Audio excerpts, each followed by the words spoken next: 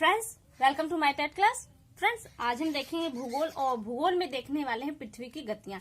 आप देख लेते हैं आपका एक बार सिलेबस। देखिए आपका सिलेबस यहाँ पे है सौर मंडल में पृथ्वी, जिसे हम कंप्लीट कर चुके हैं। ग्लोब देख चुके हैं, पृथ्वी पर जो स्थानों का निर्धारण है इसे भी हम देख चुके हैं, और आज जो देखने वाले हैं वो है पृथ्वी की गतियां। तो फ्रेंड देखिए यहाँ से हमारा ये एक टॉपिक कंप्लीट हो रहा है। कोशिश करूंगी अगली वीडियो मेरा अभ्यास किया जाए, ताकि आप जो 3 टॉपिक अभी तक पढ़ पाए हैं उससे रिलेटेड आपका अभ्यास भी हो जाए। और दोपहर तक मैं कोशिश करूंगी आपको एक मैथ्स की भी वीडियो दे सकूं। तो आइए चलते हैं, देखते हैं पहले पृथ्वी की गतियां।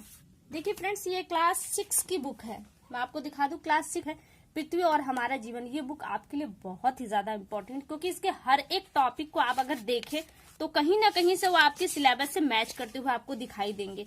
देखिए पृथ्वी और चंद्रमा मानचित्रण, अक्षांश व देशांतर रेखाएं जो मैं आपको दे चुकी हूँ। पृथ्वी की गतियां जो आज हम देखने वाले हैं।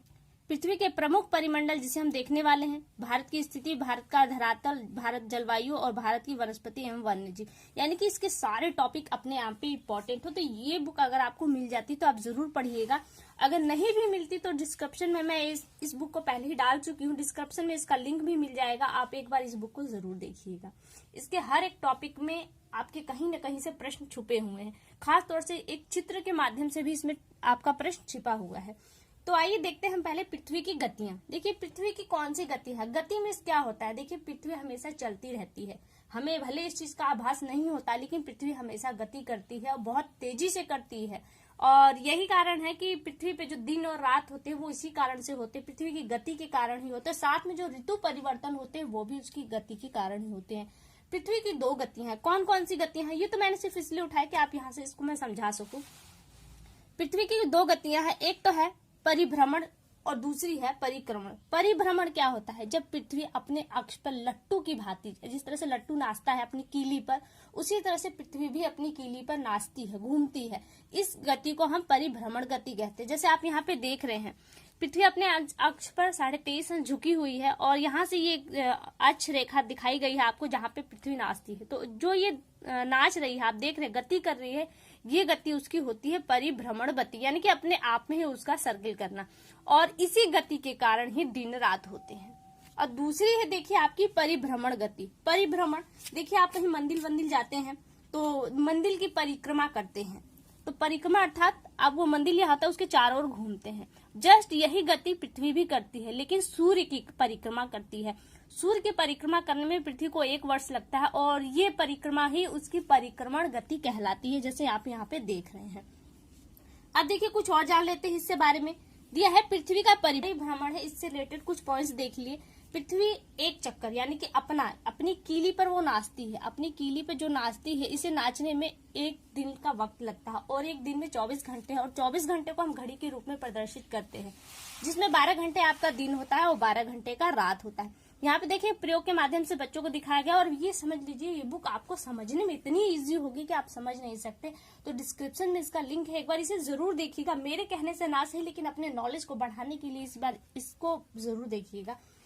फिर देखिए दिया गया है अब दैनिक गति के बारे में थोड़ा सा, और जो परिभ्रमण गति है इसे दैनिक गति भी कहते हैं, और दैनिक गति के बारे में थोड़ा सा और देख लीजिए। जैसे यहाँ पे देखिए आपको दिखाया गया है, ये सूर्य है, चमक रहा है, और पृथ्वी अपनी स्थिति में नाच रही है। तो क्या होता है, जब जो हिस्सा पृथ्वी का सूर्य के सामने होता है वहां तो उजाला होता है। जैसे आपके यहाँ पे 4 चीजें देखिए गति दिखाई गई हैं, तो यहाँ तो उजाला है। लेकिन होता क्या है, जब पृथ्वी की जो अपोजिट साइड यानी कि इसके उल्टे साइड जो होता है वहां अंधेरा होता है। आप देख रहे हैं कि एक तरफ रात है और एक तरफ दिन, तो यहाँ पे एक लाइन का आभास होता है। देखिए होती नहीं है, सिर्फ कल्पनाएं हैं। तो ये आभास होता है, वो लकीर जो पृथ्वी पर दिन और रात का बंटवारा करती है। यहाँ पे देखिए ग्लोब पर वह वृत्त जो दिन और रात को विभाजित करता है उसे प्रदीप्त वृत्त या प्रकाश वृत्त कहते हैं। और ये प्रश्न यूपीटीटी में आया हुआ प्रश्न है कि प्रदीप्त वृत्त किसे कहते हैं। प्रश्न इसको उलट के भी बन सकता है, जैसे पूछ सकता है कि दिन और रात का विभाजन करने वाले वृत्त है उसे क्या कहते हैं, तो आप कह सकते हैं प्रदीप्त वृत्त या प्रकाश वृत्त। आगे देखिए अब बताया गया कि पृथ्वी किस दिशा से किस दिशा की ओर चलती है। आप जानते हैं कि इधर क्या है आपका पूर्व, और इधर क्या है पश्चिम, ऊपर क्या है उत्तर, और नीचे आपका है दक्षिण। आपने सूर्य, अब जब पृथ्वी पर आप स्वयं हैं और आपको महसूस होता है कि सूर्य पूरब से निकलता है और पश्चिम में जाता है, तो इसलिए आप यही सोचेंगे कि पृथ्वी की गति भी पूरब से पश्चिम की ओर है, लेकिन ये गलत बात है। आप ट्रेन में बैठते हैं, बस में बैठते हैं, तो आप क्या है, आप चलते तो आगे हैं, लेकिन आपको दिखाई क्या देता है कि पेड़ पीछे भाग रहे हैं, जो खंभे वगैरह हैं वो पीछे भाग रहे हैं, लेकिन हकीकत ये नहीं होती। होती तो है कि वो स्थिर है और चलते आप हैं, और जिस दिशा में आप चलते हैं उसके जस्ट अपोजिट साइड में आपको ये पेड़ और खंभे भागते हुए दिखाई देते हैं। तो वही चीजें यहाँ पर भी, पृथ्वी पर हम स्वयं मौजूद है, एक ट्रेन समझ लीजिए पृथ्वी को, और उसमें हम मौजूद हैं। और जब हम उस ट्रेन में चलते हैं तो क्या होता है, हमको सूर्य पीछे की तरफ भागता हुआ दिखाई देता है, पूरब से पश्चिम की ओर। लेकिन हकीकत क्या होती है, हम किस तरफ चलते हैं, हम पश्चिम से पूर्व की ओर चलते हैं। इसलिए ये क्लियर हो जाता है कि पृथ्वी की जो गति है वो पश्चिम से पूर्व की ओर है। वहां पे मैंने एक गलती कर दी कि मैंने ये कह दिया आपसे कि पृथ्वी आपकी घड़ी के अकॉर्डिंग चलती है, यानी कि इस तरीके से चलती है, लेकिन हकीकत ये है कि पृथ्वी उस तरह से न चल के पृथ्वी इस गति से चलती है, यानी कि घड़ी की विपरीत दिशा में चलती है। अब आगे देखिए दिया है पृथ्वी की परिक्रमण गति या वार्षिक गति, क्योंकि परिक्रमा जो पृथ्वी करता है वो पूरे साल में एक बार करता है, और इस कारण से इसे वार्षिक गति भी कहते हैं। वार्षिक गति पृथ्वी को सूर्य का एक चक्कर लगाने में 365 दिन और 6 घंटे का वक्त लगता है। हम हमेशा 365 दिन के हिसाब से अपना कैलेंडर चलाते हैं, और हर चौथे साल देखिए 6 में हम 4 का गुणा कर देंगे तो आ जाएगा 24, और 24 आपके एक दिन के बराबर हो जाता है। तो हम 6 घंटे को तो यहाँ तो छोड़ देते हैं 3 साल के लिए, लेकिन चौथे साल जब वो एक दिन के रूप में कन्वर्ट हो जाता है तो हम उसे ऐड कर लेते हैं, और वो कहलाता है आपका लीप ईयर। और लीप ईयर में आपका जो एक दिन बढ़ता है वो कहाँ जाता है, फरवरी में 29 के रूप में उसकी गणना हो जाती है। तो ये हो गया आपका लीप ईयर, वार्षिक गति। यानी कि क्या है, पृथ्वी के चारों ओर चक्कर लगाना, सूर्य के चारों ओर चक्कर लगाना पृथ्वी की क्या कहलाती है, वार्षिक गति या परिभ्रमण गति। फिर यहाँ पे लीप ईयर के बारे में बताया गया है, और यहाँ पे एक चीज दिखाया गया है, देखिए आपकी ये सूर्य है और इसके चारों तरफ एक पृथ्वी को दिखाया गया है। जब पृथ्वी इधर होती है तो आपका नॉर्थ, ऊपर जो नॉर्थ पोल है वो सूर्य की ओर झुका रहता है, जिसके कारण यहाँ पे 6 महीने दिन होता है, और वहीं दक्षिणी पोल पर आपकी क्या होती है, 6 महीने की रात होती है। फिर धीरे धीरे ये यहाँ पर आता है।